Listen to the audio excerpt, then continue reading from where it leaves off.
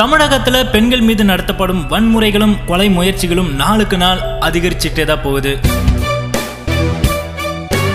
மென்பொறியாளர் பெண் போன்று பல கொலை முயற்சிகள் அதிகரிச்சுக்கிட்டே தான் போகுது. இதுக்கெல்லாம் சொல்லப்படுற காரணம் ஒரு தலை காதல். ஒரு பெண் தன்னோடு நட்பு ரீதியில பழகிருந்தாலும் அது காதல் அப்படின்னு அவங்களுக்கே முத்திரை குத்திக்கிறாங்க சில ஆண்கள். அப்படி காதல் செய்யறவங்க அந்த பெண் தன்னை தவிர வேற யாருமே பார்க்க கூடாது, பழக கூடாதுன்னு நினைக்கிறாங்க. இப்படி அந்த பெண் வேற யாருக்கும் கிடைச்சிடக்கூடாது அப்படின்றதுக்காக ஒரு கட்டத்துல கொலை செய்யவும் துணிஞ்சு போறாங்க.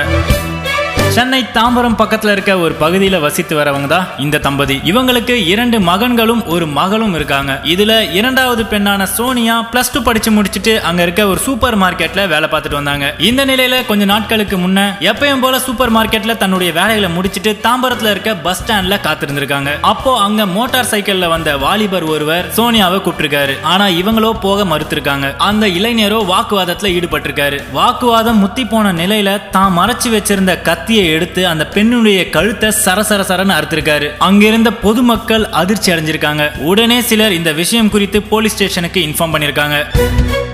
இதையடுத்து சோனியா மயங்கி விழுந்தார். அதன் பின் ஆம்புலன்ஸ் கொண்டு வந்த பிறகு தனியார் மருத்துவமனைக்கு கொண்டு செல்லும் வழியிலேயே பரிதாபமாக உயிரிழந்தார் சோனியா. சோனியாவை கத்தியால குத்தின அந்த வாலிபர் அதன் பின் மோட்டார் சைக்கிள்ல தப்பிச்சு போயிட்டாரு. அதுக்கப்புறம் தான் அவர் போலீஸ் ஸ்டேஷன்ல சரணடைஞ்சிட்டாரு அப்படின்றது தெரிய வந்தது. விசாரணை நடத்திய போதுதான் பல திடுக்கிடும் அதிர்ச்சி தகவல்கள் வெளிவந்தன.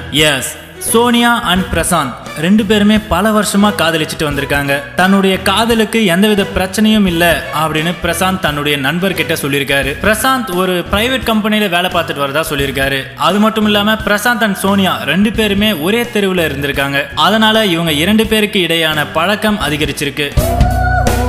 இந்த நிலையில இவங்களுடைய நட்புல ஒரு சின்ன விரிசல் ஏற்பட்டதுனால பல மாதங்களுக்கு முன்னிருந்து சோனியா பிரசாந்த் கிட்ட பேசுறத அவாய்ட் பண்ணிட்டு வந்திருக்காங்க. ஏன் பல முறை சோனியாவை பின்தொடர்ந்தும் பேச சொல்லி சோனியாவை கம்பல் பண்ணியும் ஃபாலோ பண்ணி இருந்திருக்காரு பிரசாந்த். ஆனா சோனியா ரொம்ப நாளாவே மறுத்து வந்திருக்காங்க. அப்போதான் பிரசாந்துக்கு ஒரு உண்மை தெரிய வந்திருக்கு. எஸ், சோனியா யார் கூடயோ பேசுறது போலவும் அது மட்டும் இல்லாம சோனியா அவங்க கிட்ட ரொம்பவே நெருக்கமா பழகிட்டு வர்றது போலவும் தெரிஞ்சிருக்கு. அதனாலதான் தன்னை உதாசீனப்படுத்துறாளோ அப்படின்னு சோனியாவை பின்தொடர்ந்தார். கிட்டத்தட்ட 6 வருஷமா சோனியாவை நான் காதலிச்சுட்டு வந்ததாகவும் அந்த இளைஞன் சொல்லியிருக்காரு. இப்படி பழகிட்ட பிறகு தன்னை உதாசீனப்படுத்திட்டாலே அப்படின்றதுக்காக தான் அவளை நான் கொலை பண்ணேன் அப்படின்னு இந்த இளைஞன் சொல்லியிருக்காரு. படிச்சு முடிச்சிட்ட பிறகு இப்படி பெண்கள் வேலைக்கு செல்லும் போது இது போல நடக்கக்கூடிய விஷயங்களையும் சம்பவங்களையும் பார்க்கும்பொழுது எல்லாருமே ஒரு மிகப்பெரிய அதிர்ச்சிக்கே ஆளாகி இருக்கு. வேலைக்கு போயிட்டு வந்திருந்தா நான் வீட்டில் இருந்தேன். ஃபோன் வந்தது, இந்த மாதிரி ஸ்டேஷன்லேருந்து ஸ்டேஷனாண்ட வாங்க கொஞ்சம் பேசணும் அப்படின்னு சொல்லிட்டு. ஆனால் சோனியாவோட செல்லுன்னு தான் ஃபோன் வந்தது. அவகிட்ட நாங்கள் பேசலை. ஸ்டேஷனில் கூப்பிட்டு இந்த மாதிரி சோனியான்றவங்க இறந்துட்டாங்க, அவங்க கூட லவ் பண்ணியிருந்தான் நான் பிரசாந்த்னு ஒரு பையன், அவன் வந்து கழுத்தை அறுத்துட்டான்னு சொன்னாங்க. எல்லோரும் அவங்க வீட்டிலேருந்து எல்லாம் வந்துருக்குறோம். எல்லாம் இது அங்கேருந்து ஹாஸ்பிட்டலுக்கு தூக்கிட்டு வந்தோம். ரொம்ப ரத்தம்லாம் வெளியே போயிருந்தனால இறந்துட்டாங்க. அவங்க வீட்டில் ரொம்ப எல்லோரும் அழுதுகிட்டு இருக்காங்க. ஸ்டேஷனில் தான் இருக்கான்னு சொல்கிறாங்க. அது என்னன்னு தெரியல. நாங்கள் எங்களையும் பார்க்க விட மாட்டுறாங்க. அவனையும் அவனை அப்படியே ரூம்லேயே வச்சிருக்கேன்னு சொல்கிறாங்க. இவ்வளோ நாள் நல்லா வேலைக்கு போயிட்டு வந்த பொண்ணு இந்த மாதிரி பண்ணியிருக்காங்க. வேலையை முடிச்சுட்டு வர சொல்ல சாயங்காலம் ஒரு 6:30 மணிக்கு பெருங்குளத்தூர் பஸ் ஸ்டாப்பில் இந்த மாதிரி சம்பவம் நடந்திருக்கு. உன் பையனுக்கு நல்ல தண்டனை கிடைக்கணும், விடவே கூடாது.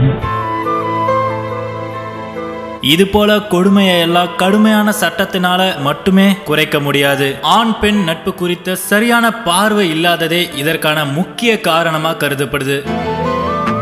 அதையும் மீறி ஆண் பெண் இப்படி இவங்க 2 பேரும் பழகினாலே அது காதல் தான் அப்படின்னு முத்திரை குத்துற இந்த சமூகத்துக்கு இடையே இது போல ஒரு சம்பவம் கிடையாது. நிறைய சம்பவங்கள் மறைமுகமா நடந்துகிட்டு தான் இருக்கு. அது மட்டும் இல்லாம இப்ப வரக்கூடிய திரைப்படங்களாகட்டும் ஊடகங்களிலும் காதல் குறித்த சரியான அணுகுமுறை இல்லாததுனால இப்படிப்பட்ட சம்பவங்கள் நடக்குது அப்படின்னு பெண்கள் அமைப்பினரும் சமூக ஆர்வலர்களும் சொல்றாங்க.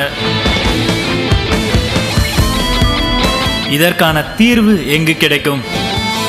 இப்படி விடை தெரியாத பல கேள்விகள் இன்னும் நம்முள் நிற்கின்றன. நியாயம் கிடைக்குமா? தர்மம் நிலைக்குமா? காத்திருப்போம்.